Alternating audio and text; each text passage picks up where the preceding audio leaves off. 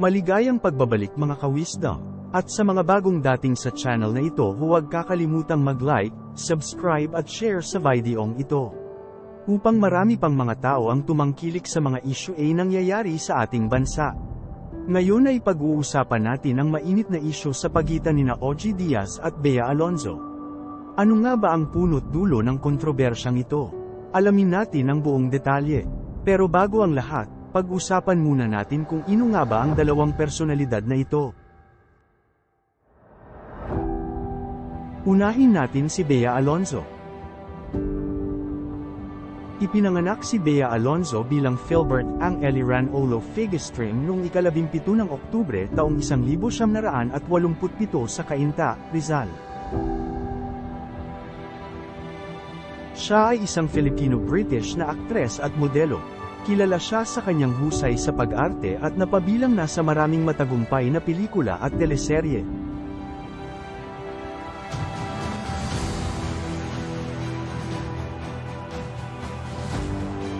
Nagsimula ang kanyang karera sa showbiz noong 2002 sa pamamagitan ng Star Circle Quest, isang talent search show ng ABS-CBN. Sa kabila ng kanyang kabataan, agad siyang napansin dahil sa kanyang angking galing sa pag-arte.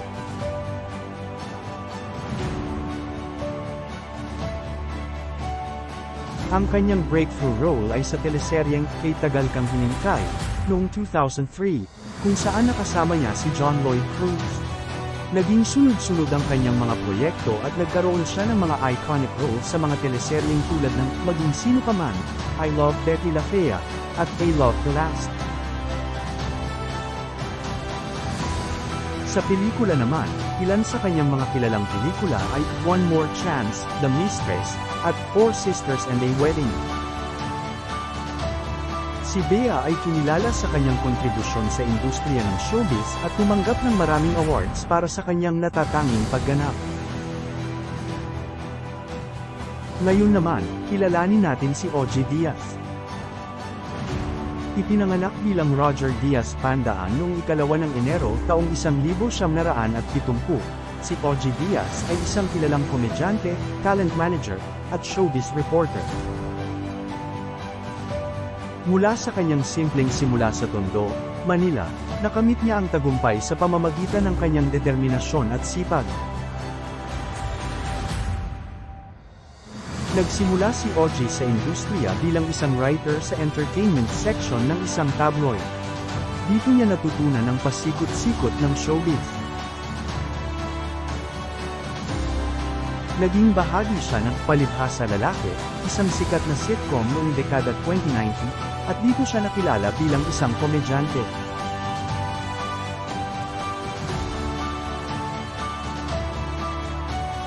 Bukod sa pag-arte, si OG ay naging talent manager at nakatulong sa paghubog ng mga karera ng mga artista tulad nina Liza Soberano.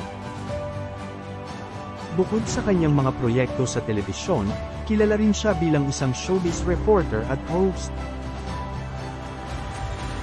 Isa sa kanyang mga sikat na proyekto ay ang OG Diaz Showbiz Update sa YouTube, kung saan nagbibigay siya ng mga latest na balita at opinyon tungkol sa mga kaganapan sa showbiz.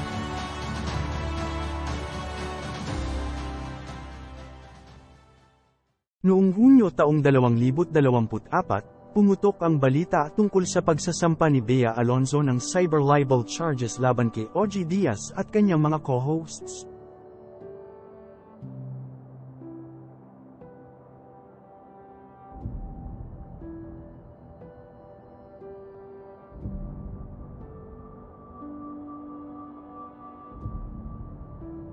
Ang mga reklamo ni Bea ay nag-ugat sa mga komento sa 2 episode ng OG Diaz Showbiz Update sa YouTube. Sa episode noong Nobyembre taong 2022, tinalakay ni OG at ng kanyang mga co-host ang mga reaksyon ng netizens sa pagganap ni Bea sa Philippine adaptation ng Startup PH. Maraming mga negatibong komento mula sa netizens na na-highlight sa kanilang show. Ayon kay Bea, ang mga pahayag na ito ay malisyoso at nakasira sa kanyang reputasyon. Dagdag pa rito, sa isa pang episode noong Pebrero taong 2024, nabanggit ng hosts na si Bea ay tumatanggap lamang ng mga roles na tinanggihan ni Marian Rivera. Ayon kay Bea, ang ganitong mga pahayag ay naglalayong sirain ang kanyang imahe sa publiko. Dahil dito, naghain ng counter affidavit si OG Diaz laban sa mga alegasyon ni Bea. Sa kanyang pahayag, sinabi ni OG na ang mga komento nila ay bahagi ng fair comment sa mga isyong pampubliko.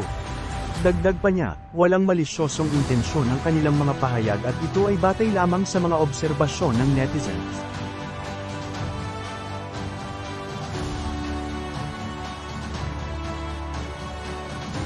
Ayon sa abogado ni OG na si Attorney Reggie Tongol, mayroong dalawang pangunahing punto ang reklamo ni Bea. Una, ang episode noong ika-19 ng Nobyembre taong 2022 na tinatalakay ang Startup PH. Sinabi ni Attorney Tongol na ang reklamong ito ay filed beyond the 1-year prescriptive period para sa cyber libel, kaya tiyak daw na madidismiss ito. Pangalawa, ang episode noong ika-12 ng Pebrero taong 2024, na binanggit ang usapin tungkol sa mga roles na tinanggihan ni Marian Rivera. Ayon kay Attorney Tongol, karaniwan na sa industriya ng showbiz na may mga aktres na tumatanggap ng roles na tinanggihan ng iba, at hindi ito dapat ituring na labelos. Bukod dito, naghain din si OG ng counter-charge para sa perjury laban kay Bea. Ipinunto ng kanyang kampo na walang malinaw na detalye sa complaint affidavit ni Bea kung sino ang eksaktong nagbigay ng mga mapanirang pahayag, na tila pinalalabas na si OG lamang ang nagsalita ng lahat ng iyon.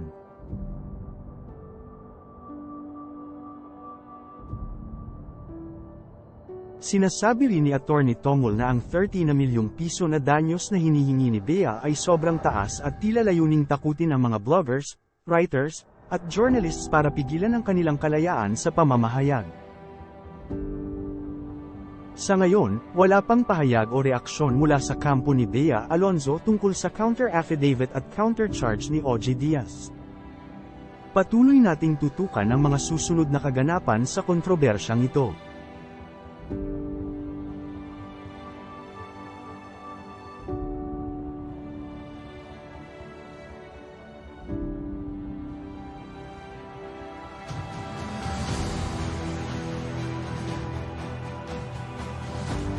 At dyan nagtatapos ang ating talakayan ngayong araw.